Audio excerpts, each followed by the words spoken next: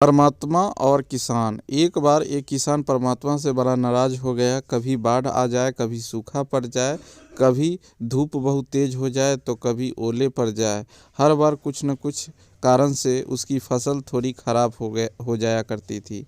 एक दिन बड़ा तंग आकर उसने परमात्मा से कहा, देखिए प्रभु, आप परमात्मा है, लेकिन लगता है आपको खेती बाड़ी की ज़्यादा जानकारी नहीं है। एक प्रार्थना है कि एक साल मुझे मौका दीजिए, जैसा मैं चाहूँ वैसा मौसम हो, फिर आप देखना मैं कैसे अन्न के भंडार भर दूंगा। परमात्मा मुस्कुराए और कहा कि ठीक है, जैसा तुम कहोगे वैसा ही मौसम दूंगा, मैं दखल नहीं करूंगा। किसान ने गेहूं की फसल बोई। जब धूप चाही तब धूप मिली, जब पानी तब पानी, तेज धूप, ओले, बाढ़, आंधी तो उसने आने ही नहीं दी। समय के साथ फसल बढ़ी और किसान की खुशी भी, क्योंकि ऐसी फसल तो आज तक नहीं हुई थी। किसान ने मन ही मन सोचा, अब पता चलेगा परमात्मा को कि फसल कैसे करते हैं। बेकार ही इतने बरस हम किसानों को परेशान करते रहे।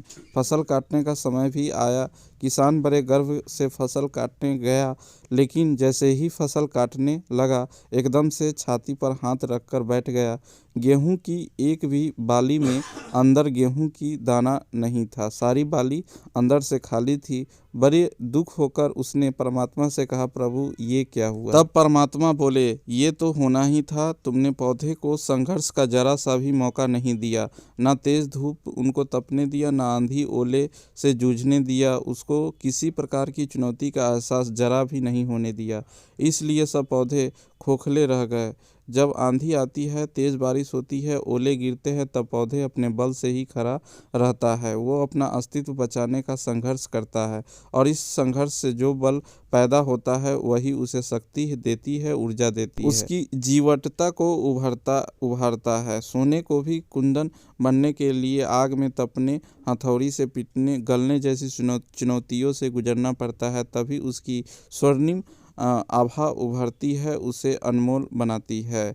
उसी तरह ज़िंदगी में भी अगर संघर्ष न हो, चुनौती न हो, तो आदमी खोखला ही रहता है। उसके अंदर कोई गुण नहीं आ पाता। ये चुनौती ही जो आदमी रूपी तलवार को धार देती है, उसे शक्ति और परख बनाती है। अगर प्रतिभाशाली बनना है तो चुनौतियों को स्वीकार करना ही पड़ेगा, अन्यथा हम खोखले ही रह जाएंगे। अगर ज़िंदगी में प्रखर बनना है, प्रतिभाशाली बनना है, तो संघर्ष और चुनौतियों का सामना तो करना ही पड़ेगा। दोस्तों, ये कहानी सुनकर आपको कैसा लगा है कमेंट करके ज़रूर बताइएगा। और आपने अभी तक हमारे इस चैनल को सब्सक्राइब नहीं किए हैं तो प्लीज़ आप इस चैनल को भी सब्सक्राइब कर लीजिएगा। तो दोस्तों, वीडियो को यहीं पे समाप्त करते हैं, तो मिलते हैं एक और नया कहानी में। तब तक के लिए जय हिंद।